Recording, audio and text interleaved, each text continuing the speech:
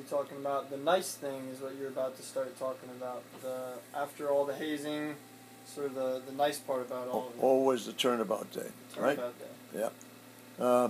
And turnabout day was graduation day when you finished your 9 weeks of underclassmen.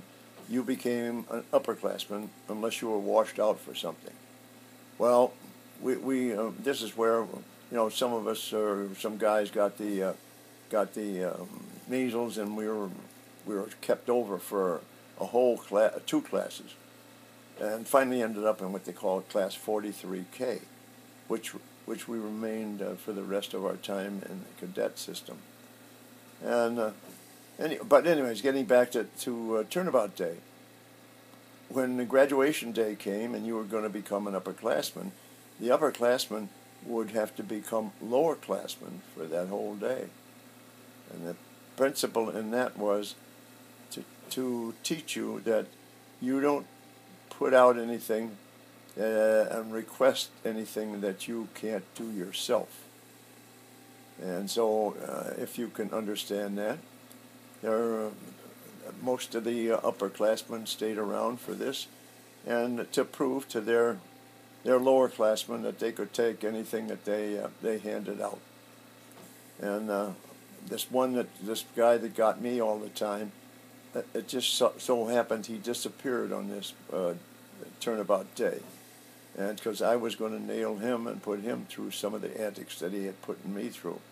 But that was not possible. He had gone, and it's kind of a fun day, but to get back at your upperclassmen, and that's where you join forces, so to speak, and your camaraderie became close, and that was what was nice about it. Then you became upperclassmen, and you went through the same procedure. You hazed your lowerclassmen just like you had been hazed, and finally, if you passed all your, and during his time, of course, we were being trained militarily, athletic-wise. The athletic program was fantastic because they wanted good, strong guys. And they had broken groups down to, the first part of the military that we learned about was the formations. You had squadrons, you had groups, you had various elements that were broken down, which constituted, we'll say, a whole corps. And so we had, I was I guess you'd call it corporal, and I was at the end a guide on a squadron. We were a squadron, and then you had a squadron commander, and you had squadron adjutant. And you also had group. The group commander was over all what they call. And he happened to be a member of the underclassmen with me. And he was a big, tall guy that came from BMI. And he knew all about what they call the thing of the swords, and how to do that.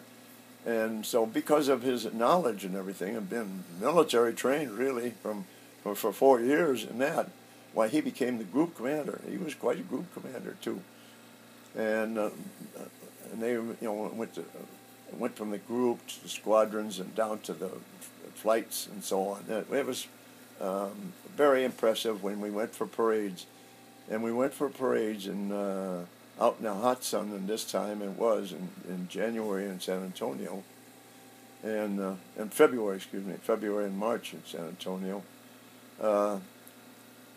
We were given a break once in a while, and they call that open post. On Sunday, we would be given a day off, and we could go to town and do whatever we wanted, and then come back. We had to be back by no later than 10 o'clock at night.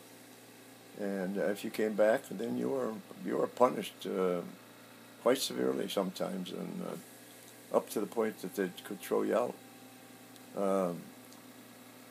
And anyway, that was an interesting part. Was our open posts all the time were very nice. We had a cadet club in Gunter Hotel in San Antonio, which at that time was the hotel, and I think it still exists today.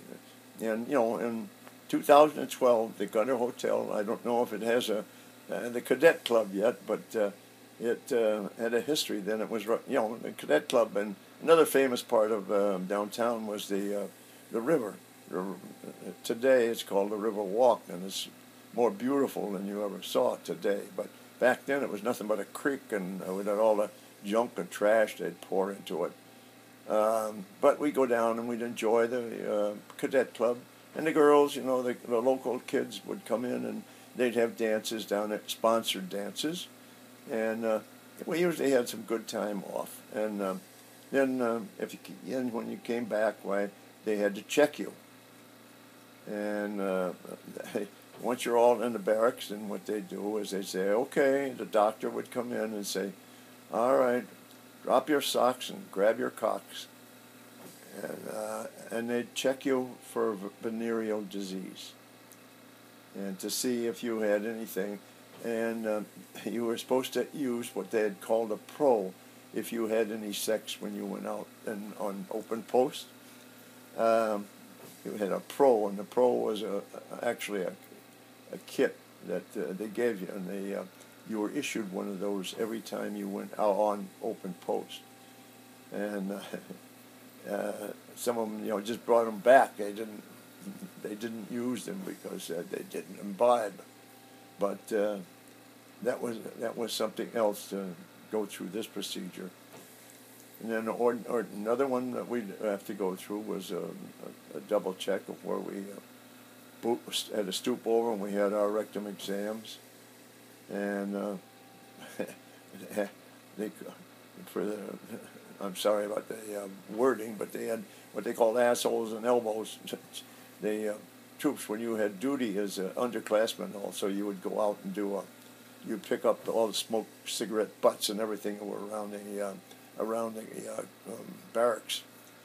Now that was going back. I'm sorry, we'd get ahead anyway. So we'd go marching, and when you'd be marching out there, this was hundreds of guys, of cadets that would be marching there. And then you better be in order, and you better be everything that you could be considered. And it was so hot, and you'd march and you'd stand out there for hours at a time. And these guys would drop, one or the other would drop off, from heat exhaustion. And they'd have guys come out and pick you up. And everybody stayed in formation.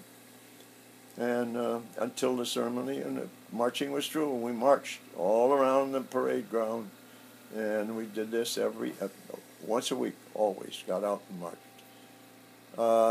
So we finished, anyways, after 9 weeks, we finished this, what they call a pre-fight. And we were anxious to get to our assignments to see an airplane. And I happened to be one of the luckier ones, I think, but I was sent to Corsicana, which was Corsicana, Texas.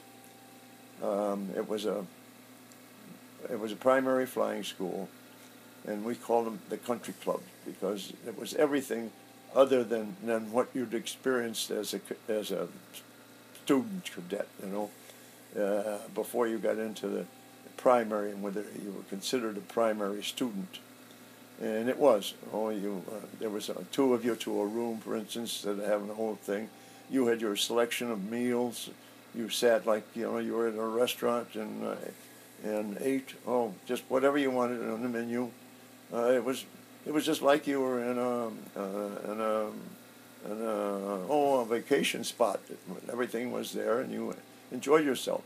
Then we were assigned to our instructor pilots. There was two of them. We were issued, of course, all our aviation clothes and our helmets and so on. And then we were assigned to an instructor pilot. Well, our instructor pilot name was Ozzie Love, and Ozzie Love was a wonderful pilot. But what happened? He had suffered some medical problem that he couldn't become. It was enough not to allow him to become a military pilot, and he wanted to be a military pilot so bad. But anyways, he was our pilot. There were 7 of us that were assigned to him for our training, and to train us in the and what they call the primary trainer. And mine was a low wing monoplane, air-cooled engine, and it was 160 horsepower, which was powerful for us, and that fixed landing gear and all that, of course. And anyways, the instructor told us, gentlemen, he said, I hate to tell you this after all the routine that you've gone through so far, but he said, everybody can learn how to fly, but not everybody can fly as fast as the Army wants you to learn. And he says, that being said, there'll only be 2 of you in taking instructions from me 2 weeks down the line. And, you know, with this is just like being hit with a lightning bolt. That here you were all this way in and you were going to be, what, washed out and only 2 of you left. Well, come to be, and by this time, you know, we had made a lot of friends, and the guys with us, the 7 of us all together were pretty good friends. And sure enough, at the end of 2 weeks' time, there was 2 of us left. And we went through training in this, it was good training, you know, with limited instruments. He took us and taught us how to dive and turn and roll and do basic maneuvers, and landing especially. How do you come in and landing, dead stick landings? They even taught you, you know, and he'd take you up in the air, you know, and you'd be flying along nice, and all of a sudden he'd pull the throttles back, and the only communications you had between the instructor and you, it was a 2-seater aircraft, was one way with him. He could talk to you in what they'd call a pitot tube, and anyways, he'd give you instructions and you'd know what to do. But he'd also had control over always there was controls up in the students' compartment, but he did the controlling. So anyways, while you're going along there all fat, dumb, and happy, and you know, he'd pull the throttle back and say, okay, engine stop. What do you do? So right away you'd have to look around, of course, and look for the best field or the best landing place you could spot within landing range with no engine. And then you'd have to find this. You'd have to take the action to get there, or whatever it took to maneuver around and get there, maintain your altitude or whatever you needed to do. All these things you had to do. And then he put the power back on the engine when he thought that you had done your duty or whatever you were supposed to do. All of these things. He even went in with the loops and how to do Immelmans and all the basic instruments and aerobatics he went through.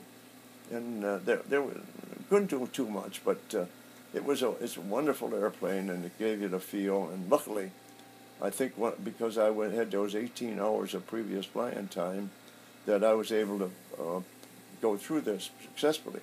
Well, during the various periods of your training, as you progressed in the number of hours that you would accumulate in training, you would have to be tested by another pilot, another instructor pilot. And so this time I had, there was nothing I could do. You know, I knew all that there was at the time to fly properly, fly the way they wanted you to. And the instructor was pleased. And so they had what they call check-itis. And I took an exam with this other pilot and this other instructor, and no matter what he asked me to do, I couldn't do it. I flopped it and failed it terribly. You know, I couldn't understand it myself, because and what they called it, as I said, was check-itis. So I flunked on that test, and they landed, and he said, "Sorry, Mr. Reese, I gotta flunk you." And I said, "Yes, Lieutenant, or not Lieutenant, Mr. So-and-so." They were all military, non-military, civilian guys, except there was a couple of them that was the captain that was in charge of the place, and then a lieutenant that did some of the check